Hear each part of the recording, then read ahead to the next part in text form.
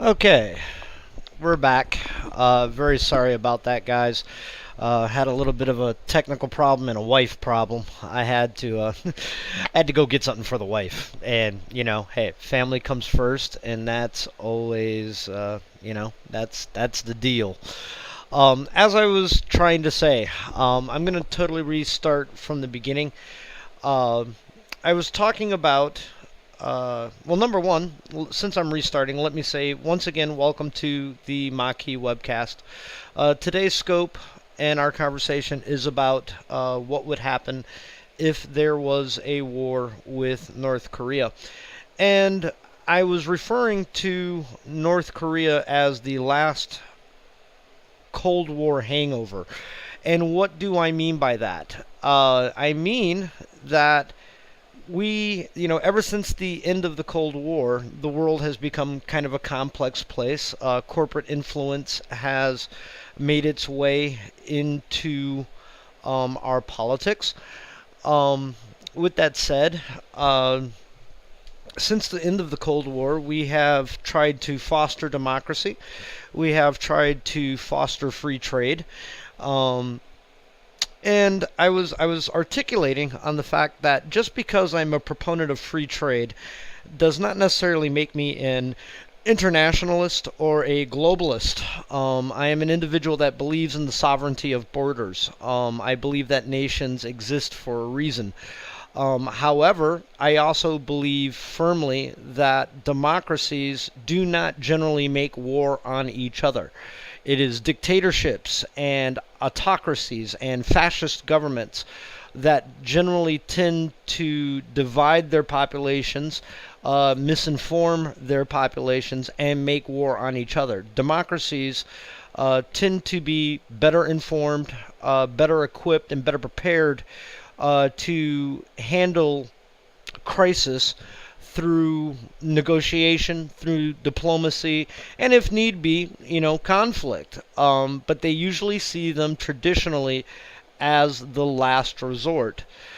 Um, with North Korea, it is the last of the Cold War hangovers. Cuba, one of the last of the second to last of the Cold War hangovers, has been brought into the community of nations. We may have been one of the last nations to have economic sanctions and diplomatic sanctions against them, but under the presidency of Barack Obama, that solution has been implemented. We now have diplomatic relations with Cuba. The days of the Cuban Missile Crisis and the long memory of Cuban influence because of the Cuban Missile Crisis, because of the Soviet client state that they used to be, those are now a thing of the past. North Korea, on the other hand, represents a very unique situation where that mentality has not changed. North Korea still operates as if it were 1953, and because of that lack of progress, because of that stagnation in mentality, the problem has been festering ever since. Um, if you were to travel to North Korea now, sure, there may be some degrees of technology that were not available in 1950. You may find the odd iPhone or DVD player there. From what I understand and from the research that I have been engaged in, there's a robust DVD underground black market there. So there are some Western ideas and Western exposures leaking into North Korea. However, time has pretty much stood still since 1950, since the implementation of the nation of North Korea. They are still ruled by a absolutely autocratic dictatorship. Kim Il Suk was the very first leader. His son Kim Il Jong took over after his death, and now we are dealing with the son of Kim Il Sung or Kim Il Un. I'm sorry, Kim Il Jong, and now we're dealing with his son Kim Il Sun. and he is a 26-year-old kid, completely, invested in himself. He is worshipped like a god by the people of North Korea. I have done some other research into the fact that, young teenagers, the 20 or something crowd in North Korea actually believe that the great leader can read their thoughts. That's an incredible amount of control. That's an incredible amount of brainwashing. Um, and if you think of that from your own perspective for a second, we as Americans, we value our freedom of thought. We value our freedom of movement. We value our freedom of purchase, our freedom in general. To be able to, place yourself into the mind of the average North Korean, think about being so controlled and so brainwashed and so fed information that you actually think that the leadership of your country can read your mind. And that is what the population of North Korea is dealing with. To say that it is a different planet, it's not even a different nation. It's a different planet. The rules there simply, are completely different. If the dear leader said that gravity didn't exist, you would be expected to believe that gravity has been suspended, and perhaps it is the magical power of the dear leader holding your feet to the ground. For those of you who may have seen the movie 1984, that one scene where the guy is holding up 4 fingers and he says, "How many fingers do you see?" and you don't respond with the right answer of 5 or 6 or whatever. That's kind of what North Korea is like. It is an absolutely autocratic society that if you do not give your 100% commitment to it, you will find yourself jailed. You will find yourself in a prison camp. Not only yourself, but your family will be detained. It is common practice for the North Koreans to not only detain one dissenter, but perhaps the parents of the dissenter, the wife of the dissenter, and the children of the dissenter. It's 3 generations of individuals that are not only detained in addition to yourself, but, not only to yourself, but in addition to yourself, the individuals above you in your generation line and the individuals below you in your generation line are also detained. So it is a completely dictatorial madhouse of thought control. And that is the type of society that rules North Korea. One thing here at the Maquis that we like to do is we like to bring you facts. We don't necessarily like to editorialize. I've kind of given you my opinion of what I think of North Korean society. I would recommend to all of you that you do your own research. There's a ton of information out there on YouTube, on Google. Everything that I bring to you here is open source information. It's not classified. It is not hidden. A simple Google search, what is life like in North Korea, can bring you this information. What would a war with North Korea be like, can bring you this information. And I encourage all of you to do your own research, to do your own fact checking.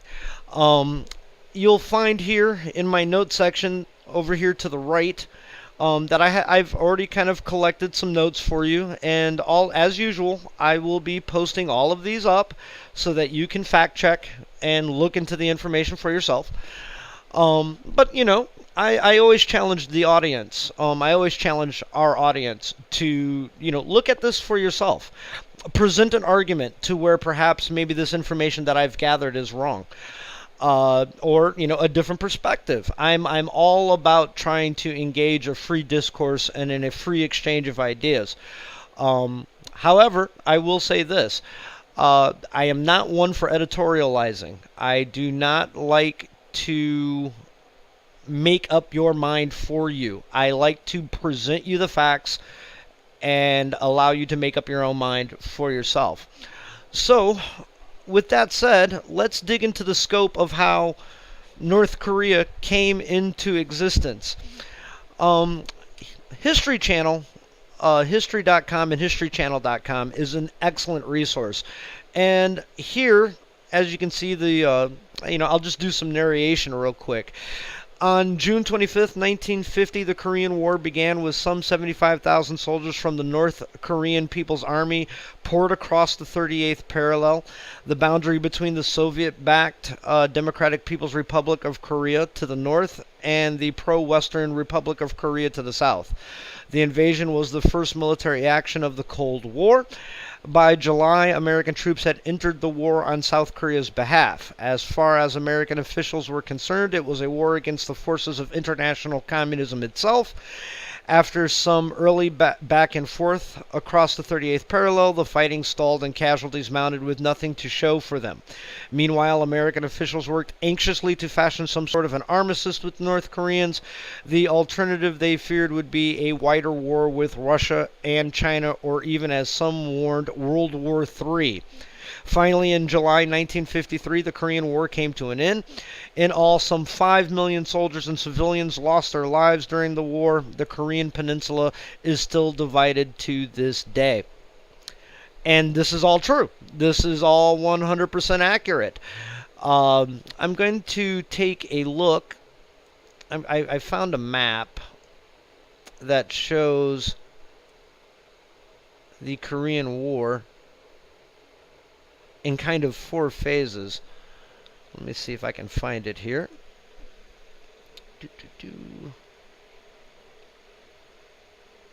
I know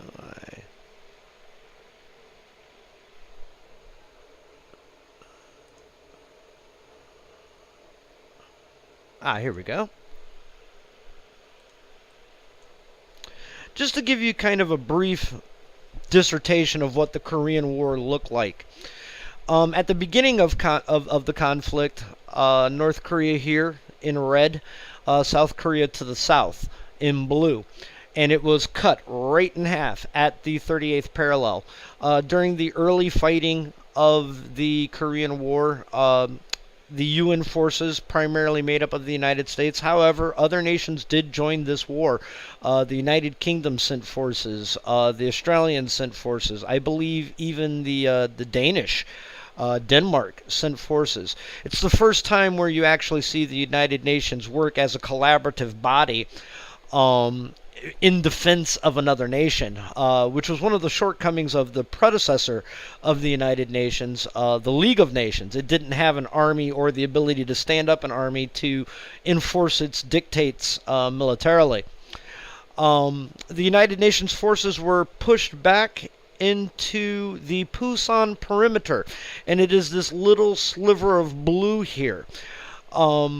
Because of the, I guess you could say, the military brilliance of Douglas MacArthur and the United States Marine Corps, in November, the situation changed drastically. The United States Marine Corps spearheaded an amphibious assault at Incheon, and it cut off the North Korean supply line. It allowed our forces to break out of the Pusan perimeter and march north, driving back the North Korean army to the red areas you see in the third panel of this map. China, being communist at that time, took this as a direct affront and was, hostile to forces of the West. China, being a very young government at that time, just having achieved their own unification under Mao Zedong as a communist government, driving out Chiang Kai-shek to the Republic of Taiwan, was fearful, was dubious of Western influence being so close to their border. As a result, the Chinese sent 16 infantry divisions into the war and drove back the United Nations forces to the lines that you see here on the fourth panel. And that's basically how the situation remained until the armistice of July 27th, 1953. This is the current border of North and South Korea, and it is one of the scariest places in the world. It is estimated that a 6 million to 8 million landmines fortify this border. There are mirrors there for every one American soldier or Korean soldier. There is a mirror on the other side of that border of a North Korean soldier looking back and monitoring the movements of the free forces, of the American forces, of the South Korean forces. Shots are traded on this border quite often. It is not a Guantanamo Bay, Cuba type of situation where you have a bunch of forces staring at each other but not necessarily engaging each other. A few years back, a South Korean destroyer was engaged and sunk by the North Koreans. Defectors from North Korea are constantly leaking through the DMZ and through the Chinese border up here into China. So it is not necessarily a hot war, but it is a situation where you will see military engagement on a limited scale. Sometimes it's fishing disputes. A South Korean fishing boat will stray across the line and draw fire from the North Korean military. Same thing in reverse. A North Korean military vessel or aircraft will stray across a certain line and will get engaged by the South Koreans. The fact that it remains hostile is just kind of part and parcel of this region of the world. What feeds that hostility? Well, one thing that may or may not be known is that an armistice is not a peace treaty. As you can see here in this reference, we tried to fashion an armistice, and that is how the Korean War ended. It ended in an armistice and not a peace treaty. An armistice is a ceasefire. It is nothing more. A state of war still technically exists on the Korean Peninsula. While the armistice says everybody stop shooting, there has never been a formal negotiation of peace terms between North Korea and South Korea. As a result, since 1953, July 1953, a technical state of war has existed between North Korea, South Korea, the United States, and the United Nations. This is very, very key for you to keep in mind, because I have heard a number of arguments stating that if Donald Trump wanted to engage in military action with North Korea, that he would need congressional approval. He would need to go to the Senate, as our Constitution lays out, and receive military, authorization for military action. This is not the case. There is a state of war that technically exists between us and North Korea. Therefore, by simple presidential order, Donald Trump or any other sitting president could simply turn the war back on, and there you are. We are in the middle of a shooting war. So now, logically, what would that war look like? It's important to bring a historical perspective to this question. Why do the North Koreans fear us? Why do the Chinese why are they so nervous about American influence? What precipitates this hostility? During the Korean War, nuclear weapons were discussed openly in being used to solve the Korean War problem. The Chinese were driving back American forces, and doing so quite effectively. One of the golden moments of Marine Corps history is the Frozen Chosin Reservoir, where 8 Chinese infantry divisions surrounded one Marine Corps division as led by General Chesty Puller, and we fought a fighting retreat all the way back to friendly lines. It is one of the golden moments, if not the golden moment, in United States Marine Corps history. We carried our dead. and we left no one behind. It really is one of our crowning achievements. For that, Chesty Puller was awarded his 5th Navy Cross, and he was also awarded a Army Distinguished Service Cross, which is the equal of the United States Navy Cross. The United States Navy Cross is second only to the Congressional Medal of Honor. With that said, Chesty Puller has had a equivalent of 6 Navy Crosses. He was a highly decorated Marine general. Fought his way up from the enlisted ranks and was the perfect man for the job at the Battle of the Frozen Chosin Reservoir. However, I digress. Because of this poor tactical situation, one of the things we were looking at was using nuclear weapons to alleviate the tactical pressure on the battlefield. If you look here at this reference, you will see that this is from the Air and Space Museum, the Smithsonian. I don't like fake news, and I really eschew poorly fact-checked sources. So I like to try and go to the sources themselves. And as you can see here, how the Korean War almost went nuclear. In 1950, Harry Truman had to decide whether to use B-29s to drop atomic weapons. And so MacArthur, it's the reason why Douglas MacArthur was actually relieved of command, because he was far too vocal in criticizing Harry S. Truman, the president, his superior officer, and not using nuclear weapons. The reason why I bring this up to you is because if you think this degree of history has been forgotten by our North Korean opponents or by our Chinese, I won't necessarily call them allies, but let us say our Chinese counterparts, you're sadly mistaken. They remember this history very, very well. Probably better than the United States of America does. The Korean War is often called the Forgotten War. It does not get the due attention that, say, Vietnam gets, or Desert Storm gets, or the wars in Afghanistan, or the wars in Iraq. Not many Americans can tell you that 38,000 Americans died in the defense of South Korea. If you go and you talk to any Korean veteran or Korean War veteran, they will tell you that they tend to feel forgotten. They tend to feel a little left out of the picture of history.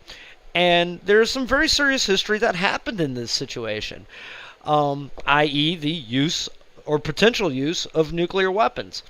And as I stated earlier, the North Koreans know it, the Chinese know it, and it's probably one of the motivating factors that North Korea wants to acquire a nuclear weapon of their own and have, acquired said nuclear weapons, said chemical weapons, said biological weapons in defense of their own country.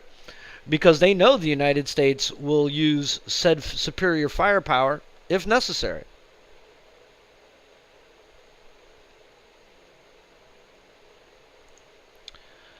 I'm now going to give you some background on North Korea. This resource here comes directly from the Central Intelligence Agency.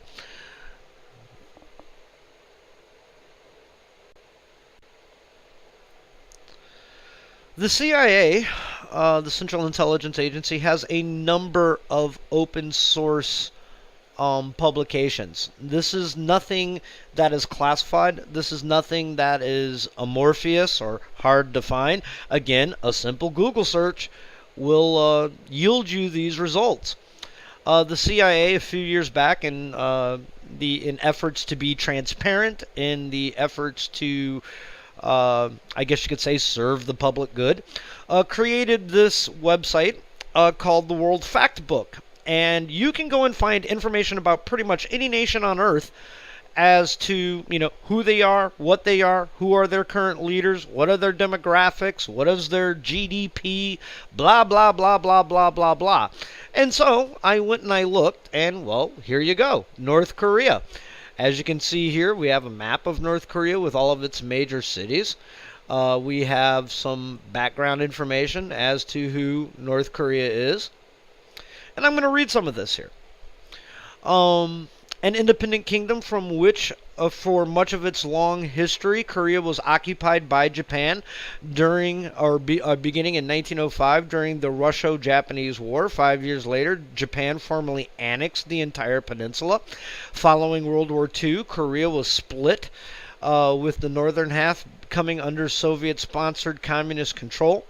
After failing in the Korean War, 1950 to 1953, to conquer the U.S.-backed Republic of Korea in the southern portion by force, North Korea, under its founder, President Kim Il-sung, adopted a policy of diplomatic and economic self-reliance as a check against outside influence. Now, what does all of this mean? They basically became a hermit country. They said, we're cutting ourselves off from the rest of the world. We will deal with our corporate or with our communist client state, the Soviet Union. Also, China, who was also communist at that time. And that was basically that. They have had a number of failures in their communist collective view. Some of those failures have led to absolute famine. The average North Korean child is 3 to 4 inches shorter due to malnutrition in regards to growth. In 1994 to 1995, it was widely suspected because of famine that cannibalism had broken out. Now, again, this is a rumor. This is, this could be propaganda, this could be misinformation, but a number of defectors from North Korea have corroborated the statement that it was so bad that they were literally eating each other. Why is this important? Because during all of this time, North Korea has always maintained its 1.2 million man army. It has maintained its air force. It has 250,000 troops in its special forces, representing the largest special forces contingent in the world. And it has progressed in its missile program, and it has successfully developed nuclear weapons and detonating nuclear weapons, all at the cost of its own people.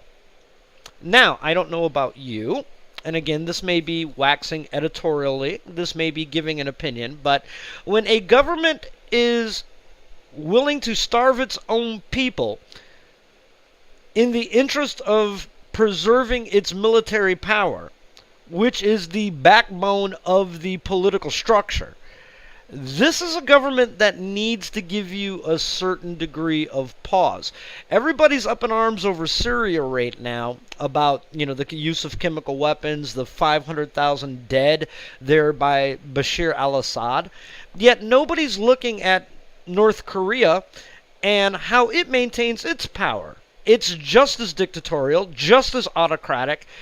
It engages in drug trafficking to generate capital. Its GDP is crap because there are no viable economic resources like oil or gold or copper or anything like that.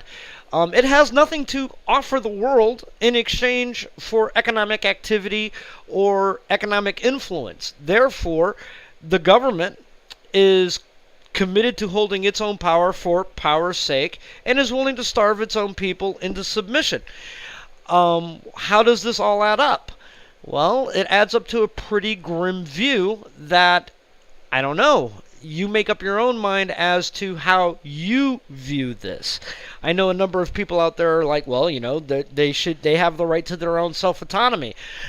There's a certain degree of argument with that. I wouldn't want anyone coming into the United States and telling me how to live my life. That's why I'm all up in arms over this Russian hacking thing. There's also the other argument that a government that is willing to starve its own people to ensure its own power is inherently unstable. And because of that instability, they are unpredictable. And while they may have a sovereign right to rule their own country, that instability has certain international ramifications, particularly when you are pointing nuclear missiles at other nations. nations that you have a stated declaration of war with.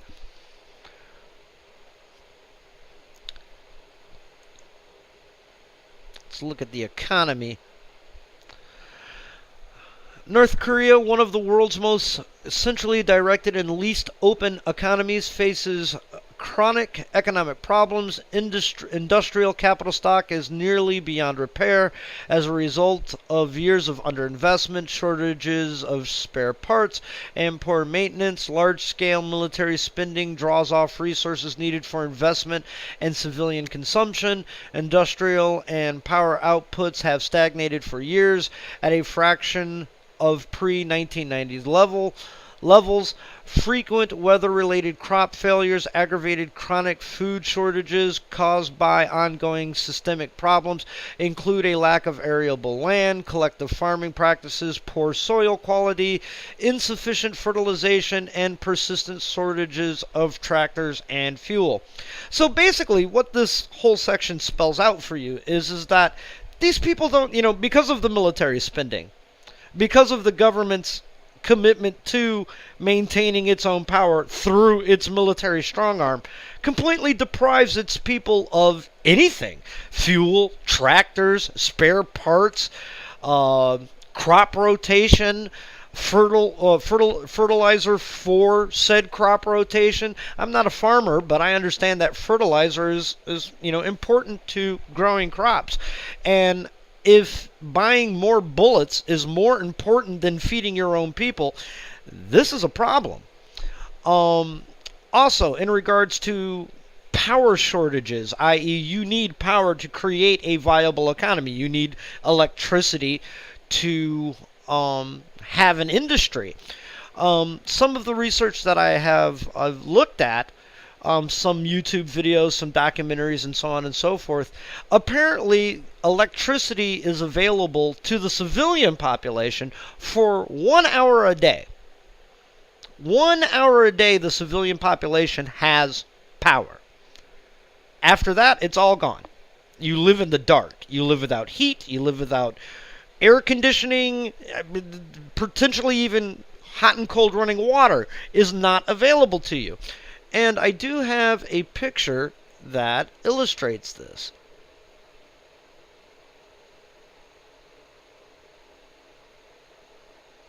Where is it? That's the air war map. Here we go. This is a satellite extrapolation of electrical output, light, on the Korean Peninsula.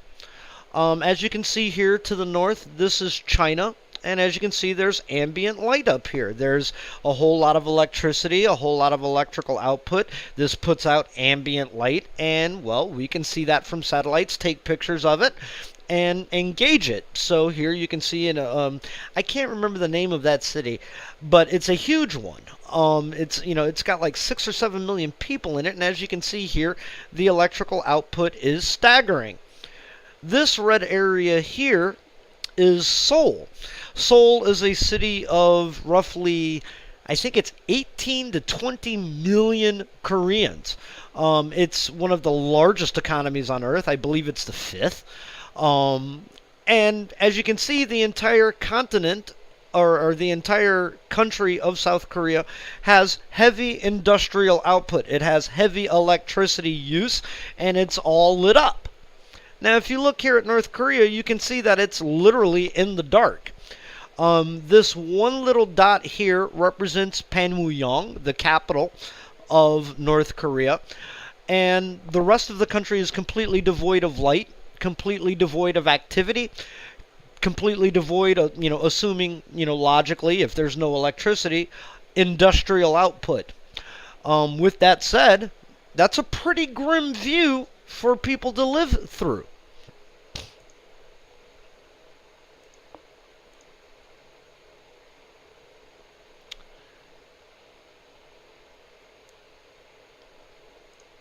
Get this link here for you guys.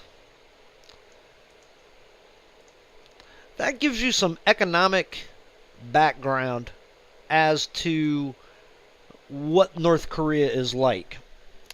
That gives you some kind of demographic background, what these people are living with right now. I'm going to take a little side trip here into a PDF file that I found that was unclassified. As you can see here, Director of Central Intelligence, DDI. There are two segments to the Central Intelligence Agency. There is the Department of Operations. Those are the spies and the spooks and the people that make things go bump in the middle of the night. And then there is the Directorate of Intelligence. Those are the people that take the information and analyze the information and produce reports. This report here was released December 6, 2010, so it's got some age to it, but it is unclassified. And it is what we call a national intelligence estimate. A national intelligence estimate is basically the CIA's way of adding up the capabilities of a nation. What is its economic output? What is its industrial output? What is its military capacity? What is the style of leadership and the competence of said leadership? How stable is this nation to being overthrown or decapitated by external events or internal events? And all of this goes into what is called a national intelligence estimate. I've reviewed this document. Let me see if I can find the page that I'm looking for.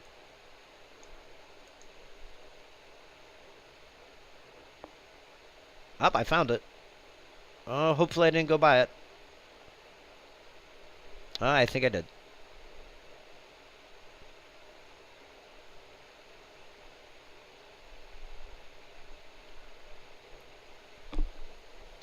Let me try and crank this back up here a little bit.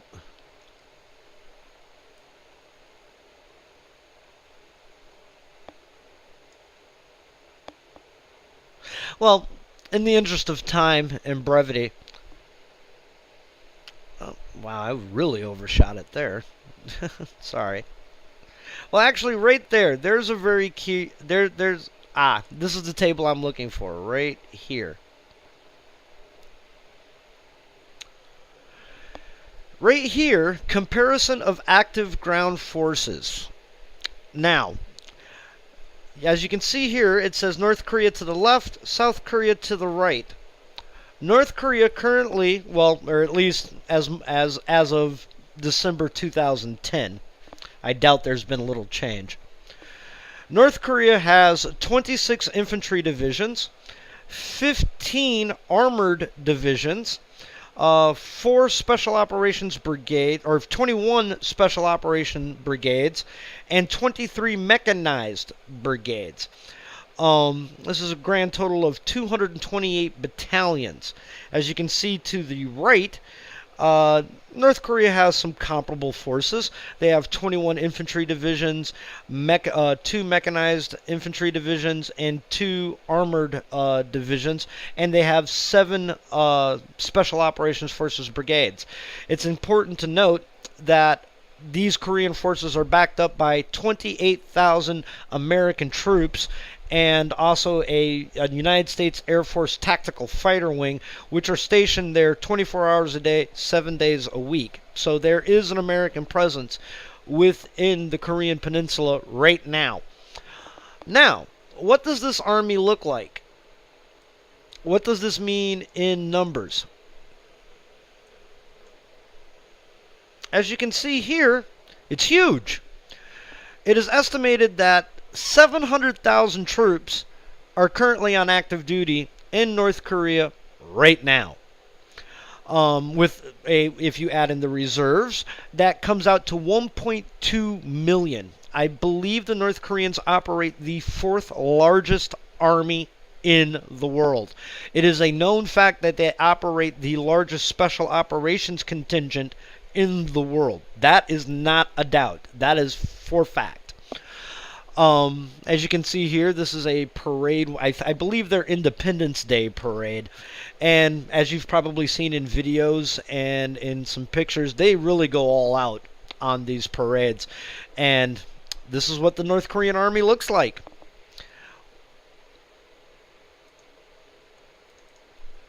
One thing I will highlight, which, I don't know, may strike people as ironic. In North Korea, they do not disseminate between male and female in regards to gender.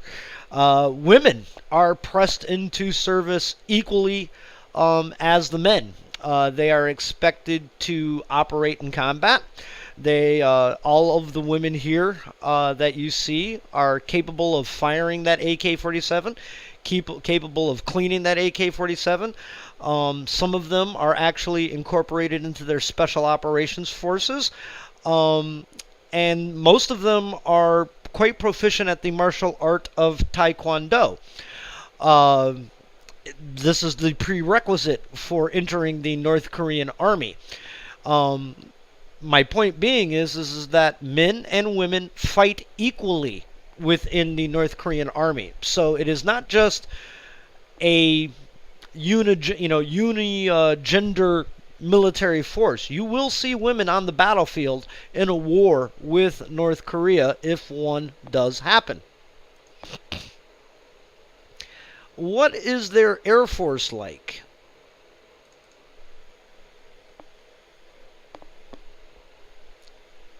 Their Air Force is actually quite backwards. In a war with the United States, the North Korean Air Force wouldn't stand a chance. The most advanced aircraft they have is the Mayokin and Gurvinch, the MiG-29.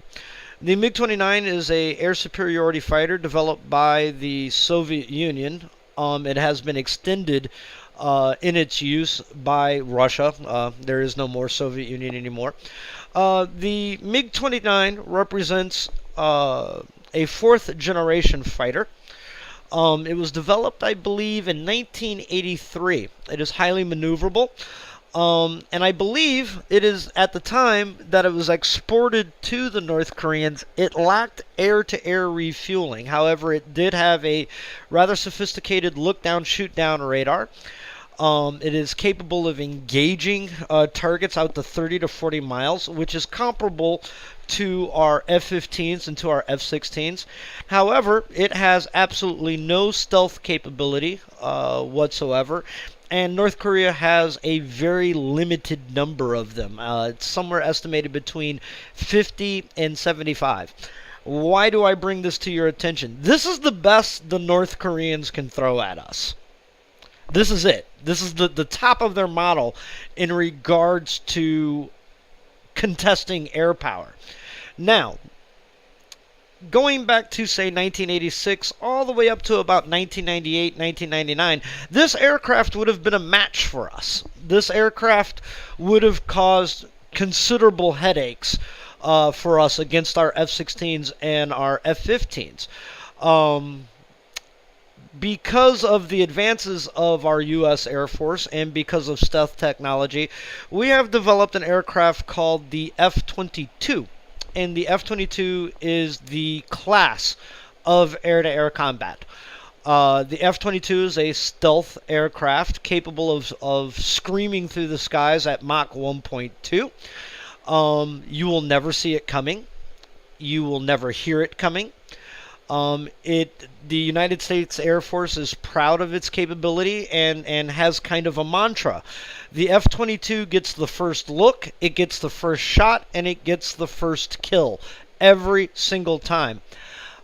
In combat evaluations and combat mock-up engagements in Nellis Air Force Base, the F-15, the undisputed king of the skies, was matched up against the F-22. The F-15 has a combat record, I believe, of over 250 air-to-air combat victories against no losses.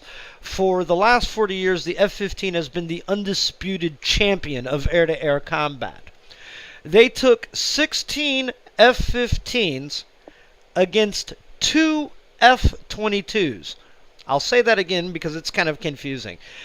16 F-15s, the class of air-to-air combat, against this new aircraft, 2 F-22s. In mock engagements and mock air-to-air combat, the score was 16-0 in favor of the F-22s. Now, if the MiG-29 was a rough match for the F-15, you can imagine what kind of match she may be against the F-22. The conclusion is quite clear. She is no match at all. The F-22 makes 80% of the air forces on the planet obsolete in their presence. In regards to air combat, what would it look like against the United States Air Force? You know, the North Koreans versus the United States Air Force? I would dare say that we would have control of the North Korean skies within, say, 18 to 24 hours of initial combat. Perhaps even shorter. The North Korean military, the Air Force, has other aircraft that they can throw at us, but they are of lesser capability of the MiG-29. They have MiG-21s, they have MiG-19s, they have MiG-17s. The MiG-29, the MiG-19, and the MiG-17 date back to the Vietnam War. They wouldn't stand a chance. It would be a slaughter. It would be an unmitigated slaughter. It literally, you literally could see an entire Air Force disappear off the map to absolutely no combat losses in air-to-air combat to the United States Air Force. It would basically be the equivalent of clubbing baby seals to death. It would not be a fair fight.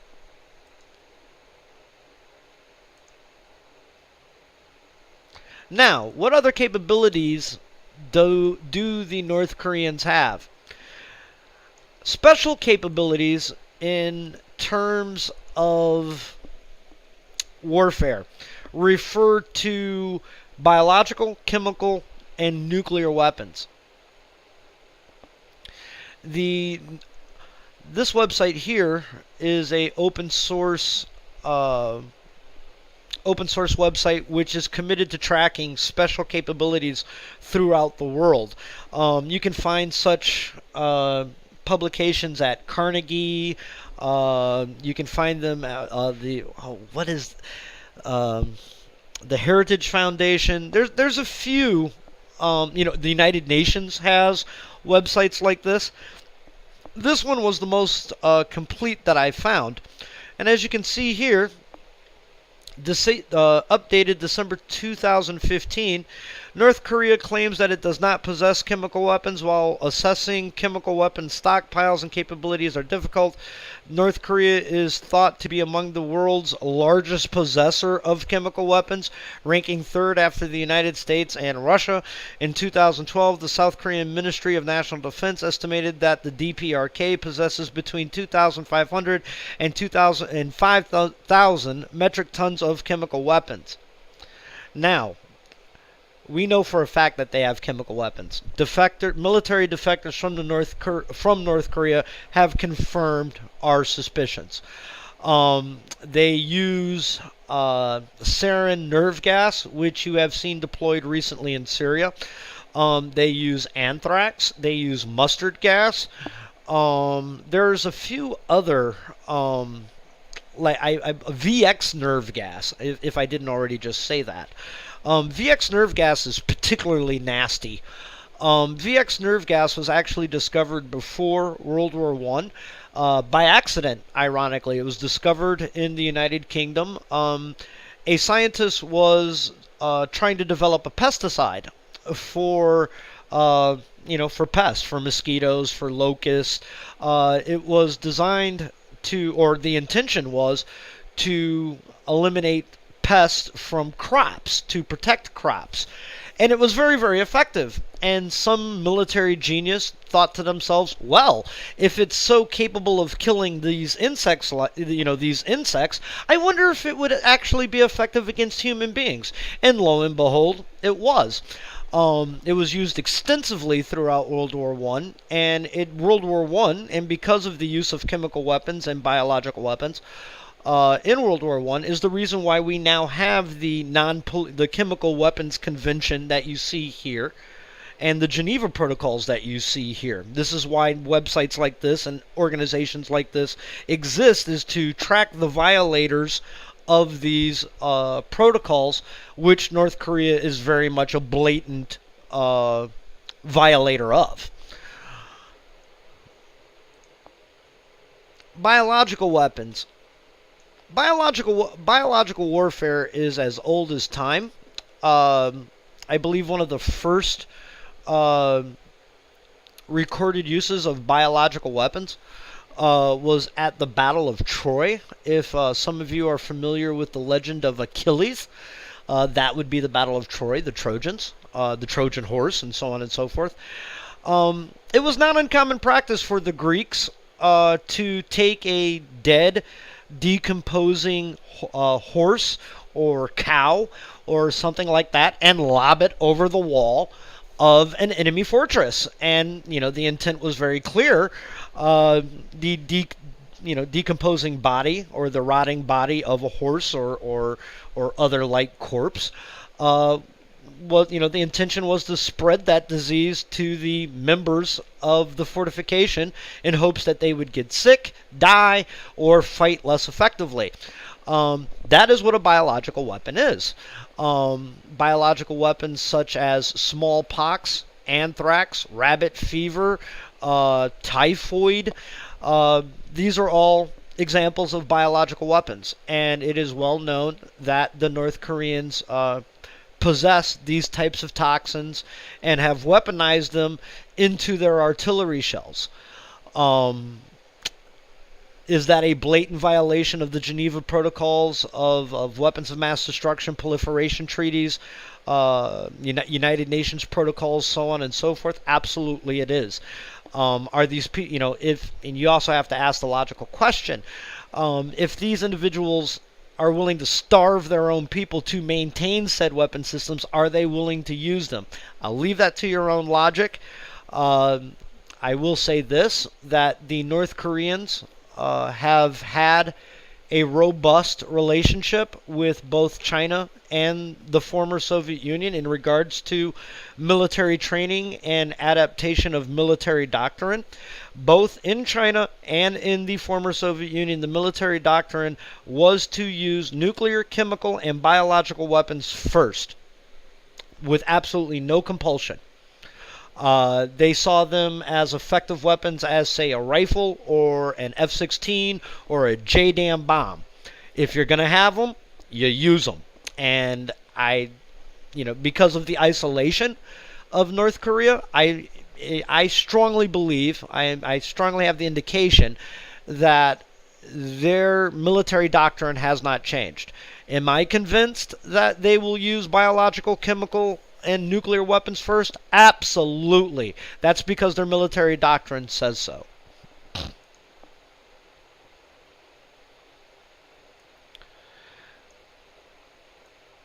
Let's take a brief look at their nuclear capability. This is probably a subject that doesn't need to get hammered on too much. It is well known that North Korea has had some successful nuclear detonations within the recent past. As you can see here, they're very well cataloged. North Korea has an active nuclear weapons program and tested nuclear explosive devices in 2006, 2009, 2013, and twice in 2016.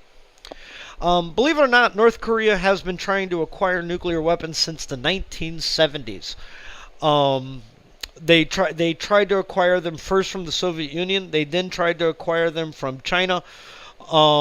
And because of some sort of relationship between the founder of the Pakistani nuclear program, and Abdul Khan, I believe is his name, the North Koreans either purchased or acquired or somehow circumvented Abdul to providing them with nuclear technology, to weaponize plutonium, to weaponize uranium. As a result, they have successfully detonated several nuclear devices. There is one small gap, though. There is one small thing that is worthy of note here. While they possess the ability to detonate a nuclear device, they do not have the current ability to miniaturize a nuclear device and put it on top of a missile system. To miniaturize a nuclear device takes very, very specific technology. It takes very, very specific manufacturing. The plutonium needs to be shaped a certain way. The uranium needs to be shaped a certain way. The hydrogen injectors need to inject a controlled amount of hydrogen to produce the thermonuclear detonation. Obviously, we've already covered the industrial problems of North Korea, so they haven't quite mastered this trick yet. However, they're steps away. They have created the nuclear device. Getting it to miniaturize into a small enough of a compartment that will fit in top of a nuclear into the tip of an intercontinental ballistic missile is simply a matter of time. Current intelligence estimates say that they are within 5 years of doing so. Those intelligence estimates were unclassified, I believe, in 2014, which takes a couple of years off the estimate. We could now be looking at 1 year to 3 years of them having the capability of weaponizing and delivering a nuclear payload to potentially Seattle, Los Angeles, Tokyo, Beijing, or anybody else within the reach of a Taepudong 3 missile. Now, with that said, let me bring up their delivery systems. Why is it so important for us to take North Korea seriously? If you look at the map here, you will see a number of their potential weapon systems. They have their Scuds, which are Soviet-era unguided rockets. They're they're unguided rockets. They don't have a guidance system. They go up, they come down. You punch in a few coordinates, put them on a proper azimuth, launch them, boom, there they go. And that represents the inner ring of this map right here. As you can see, South Korea is completely. You know what? Let me blow this up for you guys a little bit. As you can see here, the Scud missile covers parts of China, parts of Russia, and all of South Korea. So, let me blow back out. Why is the threat so paramount to the United States or potentially our allies? I've already shown you that their most basic capability reaches one of our allies, South Korea. As I indicated earlier, Japan has a long history, a long and ugly history with Korea. The practice of pleasure women during World War II is still something that aggravates the Korean population to this day. It is a legal matter in international courts where South Koreans are seeking reparations for the treatment of South Korean civilians by the Japanese Imperial Army. And I mean, in World War II ended in 1945. So, I mean, that was, that's 70 years ago. So, if they're still seeking, financial compensation for issues that happened 70 years ago, that tells you that there's a certain antagonistic history between the Korean people and the Japanese people. And as you can see here, North Korea, with their most secondary missile capability, has the ability to strike Japan. Why is this important to the United States? Because Japan is a recognized ally of the United States. We have a number of economic interests with Japan. We have a number of military personnel stationed in Japan. And also, Japan has been our traditional ally since their defeat in World War II. They're one of our most strongest partners within the Pacific region, and they have an interest in seeing Chinese aggression contained. If anything ever happened with China in regards to a belligerent stance or perhaps a military conflict, one of the first nations to stand to our side would be the nation of Japan. And so safeguarding our economic and military interest within this region is very, very paramount. With that said, North Korea has the ability to strike Japan. Now, the big enchilada. Well, actually, you know what? I'm also going to throw the fourth level out here. The KN-8 intercontinental ballistic missile. As you can see here, it reaches to Australia. Now, why is Australia important? Australia is the only nation since World War I, I believe it is. It's either World War I or World War II. The Australian... No, it's World War II. It's World War II. World War II forward. Australia is the only nation on planet Earth that has ever stood at our side in a uniform fashion since World War II. In World War II, they were our allies. In the Korean War, they were our allies. The Vietnam War was incredibly unpopular, and we couldn't get anyone to fight on our side, with the exception of the Republic of Korea, the South Koreans, and the Australians. The Australians came to fight on our side in the most unpopular war in American history, the Vietnam War. Desert Storm, they were there. Afghanistan, they were there. Iraq, they were there. They're offering military cooperation to go to Syria. Australia is one of our strongest allies in the world. They always are on the side of the United States of America. Therefore, by bilateral military agreement, we are also sworn to their defense. As you can see, North Korea can reach that far. Now I'll cover the Big Daddy.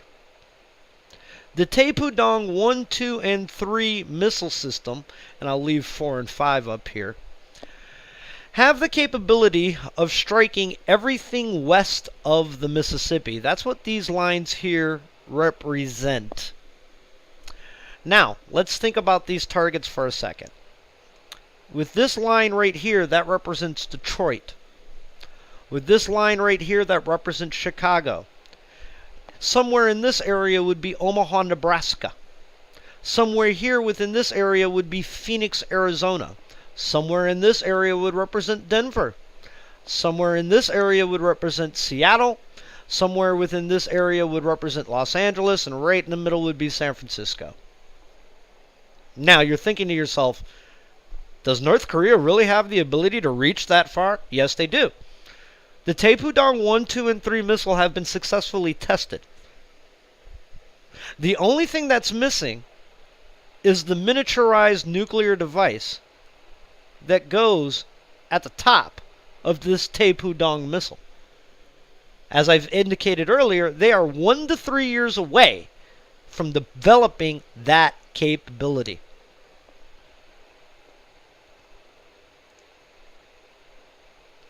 Now, let's get down to the most important question of them all. What does a war with North Korea look like? Well, there are 3 ways that a war with North Korea could start. Number 1, there's the mistake, where perhaps intentions are misread by one side or the other. Let us say, for example, a South Korean fishing ship strays across the line. The North Koreans misread this intention. It's not a fishing ship. It's a South Korean intelligence ship. It's a spy ship. The North Koreans sink it. The South Koreans, seeing this as a final act of belligerence that they are no longer going to tolerate, launches a full-scale military attack against their cousins, their country cousins, the North Koreans. This, of course, is going to draw in the United States, and boom, there it is. The battle is joined. They strike first. The standard scenario that we have all looked at for the last, roughly 50 to 60 years is North Korea would hit us first. They would strike south across the DMZ with their million-man army, with their 15,000 artillery pieces, with their limited air force. It is important to note those 15,000 artillery pieces do support the use of chemical and biological weapons. They do sit within range of Seoul, Korea, which is a city of 18 to 20 million individuals. They do have the ability to hit Seoul. They do have the ability to lob those chemical weapons or biological weapons into Seoul, or conventional weapons, just straight pounded into the ground with high explosives. When North Korea says they have the ability to turn Seoul, Korea into a ring of fire, they're not kidding. They have 15,000 artillery pieces out there stashed away in hardened hillside complexes which are resistant to bunker buster bombs, and boom, there you have it. Despite the best efforts of the South Korean Air Force, the Japanese Air Force, and even the exemplary American Air Force, there is no way we would have the ability to turn off all 15,000 of those artillery pieces before they all got shots off.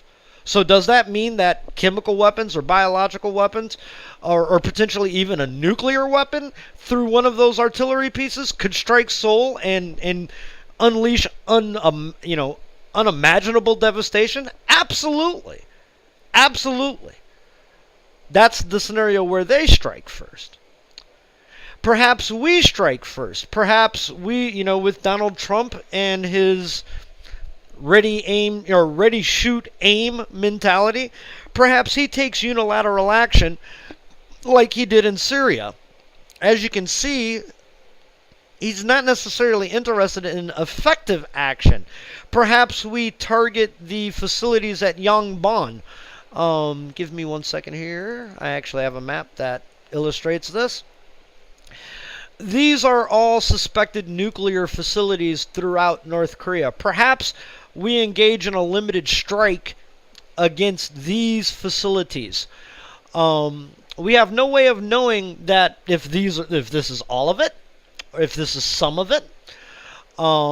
We have to assume in a military strike that we're not going to get all of it.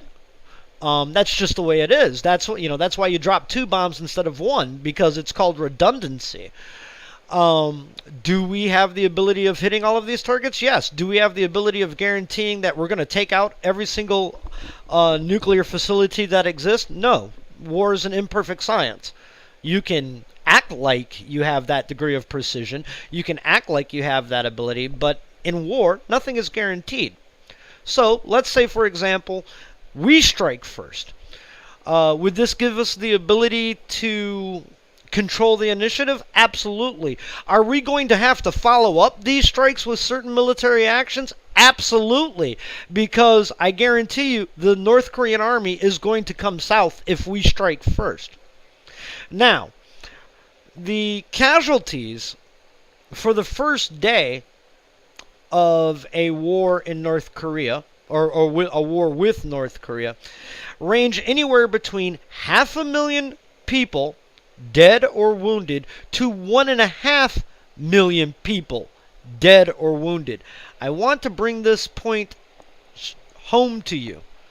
As you can see here, this is the capital of Seoul. This is the most populous city in South Korea. This is the DMZ, this line that goes across. There are 15,000 artillery pieces sitting here somewhere. We don't necessarily know where. There are 1.2 million men and women in the North Korean army sitting here somewhere, ready to deploy. Do we have the ability to see some of them? Absolutely. We have satellites, we have drones, we have this, we have that.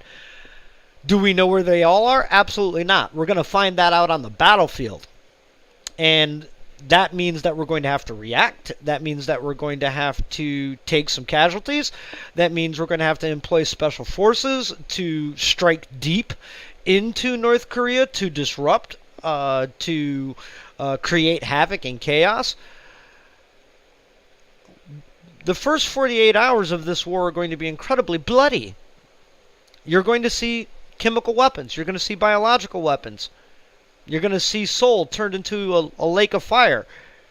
Will we have the ability to eventually stop the advance? Absolutely.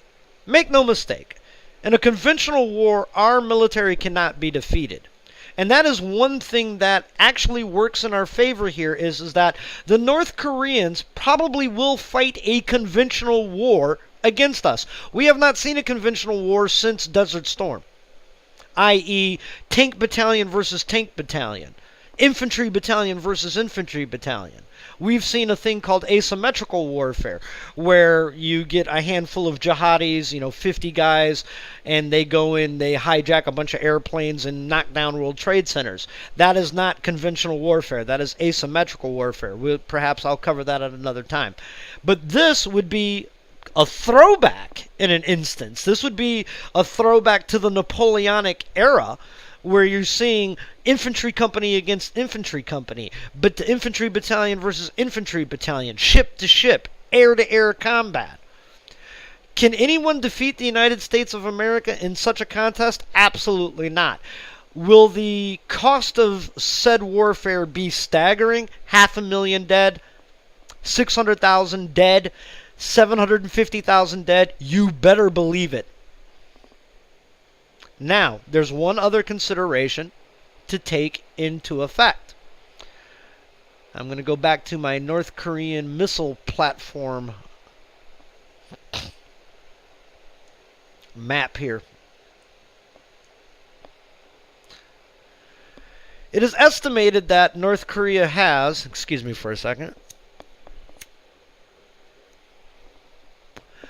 it is estimated that North Korea has 10 to 20 Taepudong 2 or 3 missiles.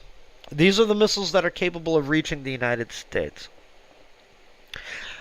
We have a missile system, an anti-ballistic missile system called Theater High Altitude Air Defense. It is basically, to explain what THAAD is, Theater High Altitude Air Defense, it is basically hitting a missile with a missile. It's hitting a bullet with a bullet. Early on in the studies of THAAD defense, it was actually considered impossible. We have developed this technology to a certain degree, and now we can, according to the studies of THAAD, 44% of the time, we can knock down an intercontinental ballistic missile system within the boost phase of a ballistic missile launch. Now, what is the boost phase? That's the phase where the missile is launched and then is gaining speed up to a certain altitude. I believe it's 30,000 feet. It's a very, very finite window of opportunity. If you do not hit the intercontinental ballistic missile within that boost phase, you lose the ability to knock it out of the sky. That's very, very important. Now, while we have this limited opportunity of engagement in the boost phase, 44% of the time, only 44% of the time, is Theater High Altitude Air Defense successful against a ballistic missile in the boost phase. Now, do the math there. Let's knock down the number of North Korean missiles from 10 to 20, let's just knock it down to 10. Let's say theoretically North Korea launches all 10 missiles at once. Assuming that our Theater High Altitude Air Defense systems are capable, as we say that they are, only 4 of those 10 missiles get hit. That leaves 6 on the table. Now let's give some credit to happenstance. The North Koreans aren't exactly known for their high quality of engineering and quality control. We've seen a number of missile failures with North Korea. Let's say of those 6 surviving missiles, 3 explode in midair. Boom, boom, boom. They all go. They malfunction. They don't make it to the target. That leaves 3 left. Those 3 missiles theoretically could represent Denver, Seattle, Los Angeles, San Francisco, Cheyenne, any number of cities in the United States. A war with North Korea represents a thermonuclear exchange in which 1 to potentially 3 major American cities could be left in a thermonuclear cloud.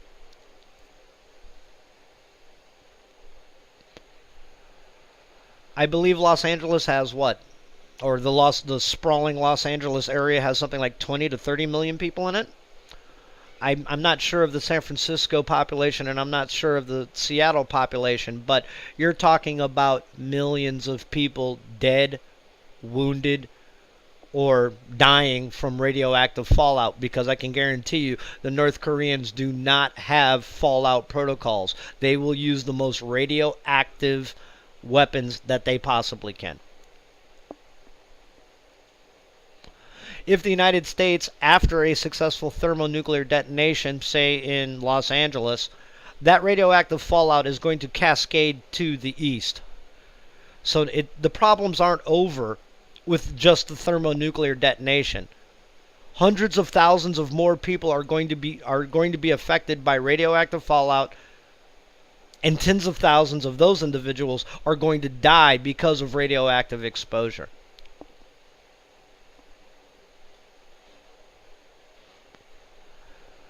North Korea represents the most significant foreign crisis you will ever see in modern history. With that said, these are the facts. Is it time to solve the North Korean problem? I'll leave that to your better judgment. Is it time to solve the world's last Cold War hangover? I will leave that to your judgment.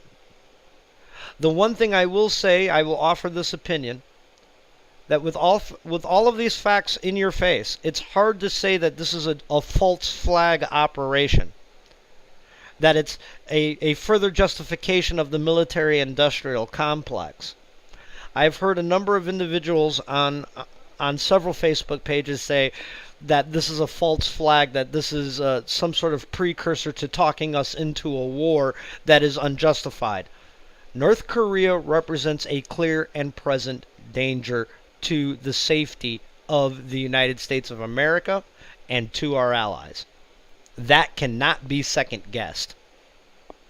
Furthermore, a false flag operation is a trumped-up allegation or a trumped-up reason to go to war. As I stated earlier in this webcast, a state of war already exists with North Korea. We do not need a reason.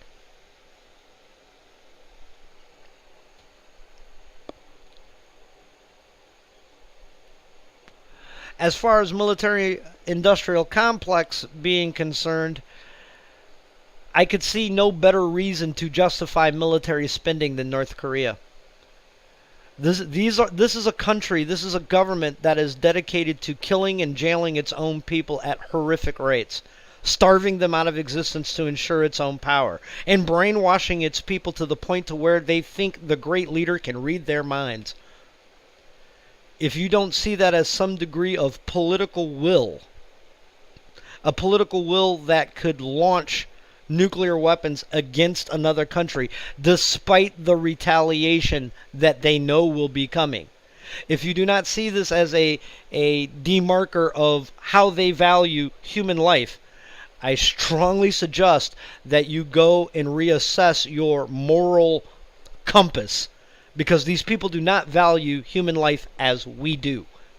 Period. This concludes our webcast. I ask you to, fact check this. Refer to some of the links. I'll have this webcast up on YouTube very, very shortly. I'll have it on the Maquis Facebook page very, very shortly. I thank you for your time. I thank you for your attention, and I thank you for your diligence. One last observation. Donald Trump has shown his erratic nature. A crisis of this magnitude requires incredible leadership. I do, for the first time as an American military veteran myself, I question our leadership and our political commitment to taking care of this problem and addressing it properly. This problem of North Korea is keeping me up at night a hell of a lot more than ISIS, a hell of a lot more than Al Qaeda, a hell of a lot more than Yemen, and a hell of a lot more than Syria. It is true that in Syria we have seen 500,000 deaths. It is true that it is a humanitarian crisis unlike anything we have seen in a very, very long time. It rivals what we've seen in Nazi Germany. It rivals what we've seen in the occupation of Japan in Manchuria, or the occupation of China, the Japanese occupation of China. However, make no mistake, if North Korea acts in an aggressive fashion, it will make you forget about Syria. It will make you forget about the World Trade Center. It will make you forget about Vietnam. This is the most epic foreign, international, national security crisis of our lifetime. And we are directly threatened by it. Thank you for your time. Thank you for your diligence. As always, God bless America. And as always, resist.